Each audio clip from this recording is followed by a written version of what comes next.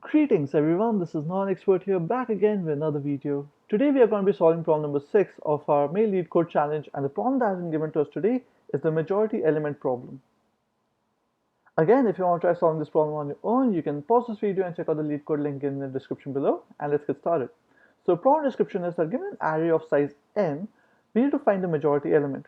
The definition of a majority element is the element that appears more than n by 2 times. So basically, the length of the array is n, so more than half the number of times.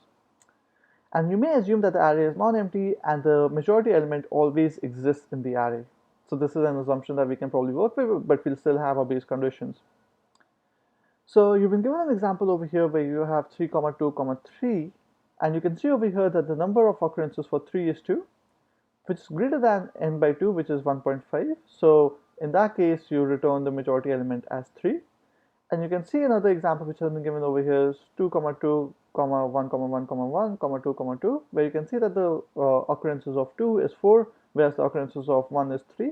Therefore, the majority element is 2 because it has an occurrence of 4, which is greater than 7 by 2, which is the length of the array, which is 3.5. So this problem in essence is actually deemed as an easy problem in LeetCode. The reason behind this is because you just have to do a simple counter, and you can basically count the number of occurrences that you're getting inside your array. And what that could do is, in essence, you'll basically have a dictionary or a hash map where the key would be a number and the value would be the count or the number of occurrences that you've encountered so far. Although that sort of works, it's still working out a space complexity which is not constant. And today what we're going to be doing is, instead of going through that easy approach, we're going to be using another algorithm which is pretty famous for this particular problem. And we're going to get a sense of how we can, work around the definitions which have been provided to us. Cool, so let's get started. So what I'm going to do is I'm just going to copy this thing real quick. And before I do that, let's just have a quick look up at the definition, which is the majority element is the element that appears more than n by 2 times, which means that there can only be one majority element inside an array. That's something that we know of. Now, if that's the case, we could ideally just maintain a count, and using that count, we can sort of understand how many, like whether we have that value coming in. We've already established that a dictionary with a counter or a counter of the number of occurrences sort of already works. So let's make that logic a little bit more robust. So we have 3, 2, 3 given over here. So what if we maintain a counter which can sort of count the number of occurrences that we've encountered so far, but as a number, we take the number as, well, any number that we have so far. So basically select any particular one guy and use that number to identify whether that number occurs more than n by 2 times. But we don't want to do this in a brute force sort of fashion. We don't want to do this in O n squared. We want to do this in time complexity of O of n. So one for loop. So if that's the case, then we can leverage this counter and then we can move forward with our implementation. So we start with our starting value, which is going to be 3, and we're going to update the count to 1 because it occurs at least once to a particular in our particular state. So we are at this particular guy which I've highlighted over here.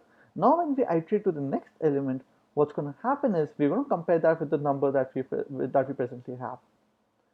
So that number does not really match up, so we decrement the count in that case, and we decrement it by 1. So whenever I say increment and decrement, I mean at a factor of 1. So we decrement it at 1, and what's going to happen over here is the count is going to be equal to 0. Now the base condition is going to define that whenever you have a counter of 0, you update your number with whatever element that you're presently on. So since the count is going to be 0, you're going to update the number which is already 3, so it's just going to be 3. And this guy is actually going to be the result that we need. So if we think of a better example, let's take 3, 3, 1, 1, 3, 2, and this is a little bit more elaborate. So let's start with our implementation. So we're going to start with this number. So we're going to update number to 3, and we're going to update the count as 1 because we've encountered 3 at least once. Now what's going to happen is we're going to say that, hey, the next value that I have, compare it with the number. So you have 3, which is equal to 3. So you increment the counter to 2. Then we encounter a 1, which is not equal to our present number, which we're looking at. So we decrement it by 1. And then we encounter 3, which becomes 2. Then we encounter 2, which sort of decrements the counter to 1. And then we have 3, so we increment the counter to 2. So the only case where we sort of flip over our values is when count is equal to 0. And that's something which works out. So if you think about, having a simple array like this also, you have 3, 3, 1. What's going to happen is that you're going to select a value and then you're just going to update it. But what if we have 1, 3, 3? Well, in that case, this thing also works. Because what's going to happen is you're going to start with the initial number as 1. So you have 1 over here. And the count is going to be equal to obviously 1 because the number of times you've encountered 1 so far is 1. Then you encounter a 3, which decrements the counter to 0. Now what's going to happen is that you're at the next element that you're iterating on, you're checking the count first, and the count is equal to 0, which means that the number is not valid as a majority element for now. So we're going to update it with 3, which is the present number, and basically you have your algorithm. So that's the basic condition behind it. Let's code up something. So we're just going to start with a base condition, which is just going to be if nothing's been given to us, we return a -1. Now the next thing that we need to sort of take care of is just maintaining the value. So we're going to have count equal to 0, and I'm just going to call result equal to none. This is something that we're going to eventually return. So let's just say return of result. Now what we want to do is we just want to iterate through all the elements one by one. And what we're going to do in essence is we're going to check the value of count first.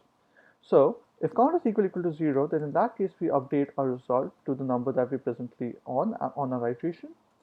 And we always update our count, and updations can be made easily. All you need to do is you need to compare the present result with the number that you have.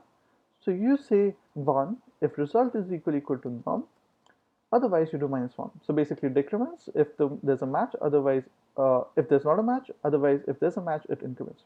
So that's basically the idea behind this thing, and the count is basically a flag to identify whether we can remove the value or not from our result and update it. And eventually what's going to happen is that because the property of n, it's going to be the number of occurrences is going to be more than n by 2, we always want to have result as a final outcome. And that's basically it. So let's just go ahead and run this code, and hopefully this should run fine. And let's just go ahead and submit this, and hopefully this should be submitted and accepted. And you can see that's been submitted as well.